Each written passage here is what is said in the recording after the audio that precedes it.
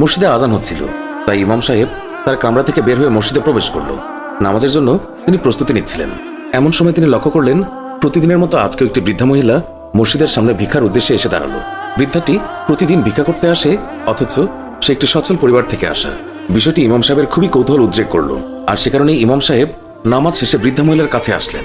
ইমাম সাহেব প্রথমে সালাম দিয়ে জিজ্ঞাসা করলেন, আপনি ভিক্ষা করেন কেন? আপনার পরিবার তো খুবই সচ্ছল। মহিলা বললেন, হুজুর, আপনি তো জানেন বেশ কয়েক মাস হলো আমার স্বামী মারা গেছেন, আর এখানে আমি একা। বৃদ্ধা মহিলার একটি ছেলে ছিল, সে বিদেশে একটা ভালো চাকরিও করে।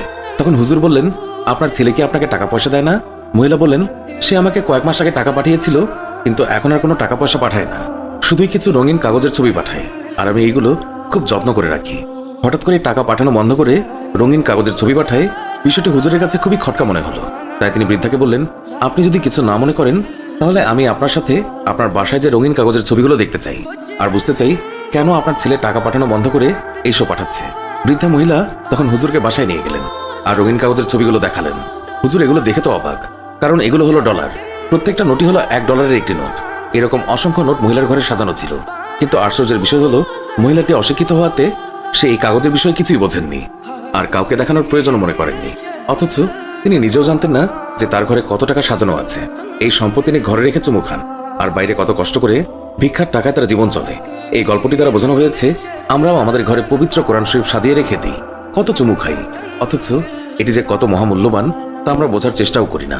আমরা এই অজ্ঞ বৃদ্ধা মহিলার নাই মহামূল্যবান গ্রন্থ কাছে রেখেও তার কদর খুঁজছি না। আমরা যা চাই সুখ, শান্তি, আরাম, আয়েশ, বিলাসিতা সবকিছুই তো এই কোরআনের অন্তর্ভুক্ত। যেখানে খোঁজার সেখানে না খুঁজে অন্যত্রে খুঁজে লাভ আছে? পবিত্র কোরআনের হক হচ্ছে এটা পড়া, এটার অর্থ বোঝা এবং মানে খোঁজা। এটাকে ঘরের শেলফে সাজিয়ে না রেখে এটাকে পড়া। এটা আল্লাহ তাআলার বিধান, পবিত্র গ্রন্থ, সমগ্র মানব জাতির জন্য হেদায়েত ছিল। আমরা যেন ওই বৃদ্ধা মহিলার মতো না হই। সে তো নির্বোধের মতো ঘরে ডলার রেখে বাইরে ভিক্ষা করে। সে কি জানতো এটা কত মূল্যবান অর্থ? আমরা তো ওনার থেকেও শিক্ষা নিতে পারি। কেন আমরা পবিত্র কোরআন ঘরে সাজিয়ে রাখবো? এটার কি কোনো হক নেই? আছে, যা আমাদের বোঝা উচিত। আশা করি আল্লাহ তাআলা যেন আমাদেরকে এইসব বোঝার তৌফিক দেন। আমরা যেন কোরআনের যথাযথ হক আদায় করতে পারি এবং নিজেকে সেই হিসাবে গড়ে তুলতে পারি। আমিন।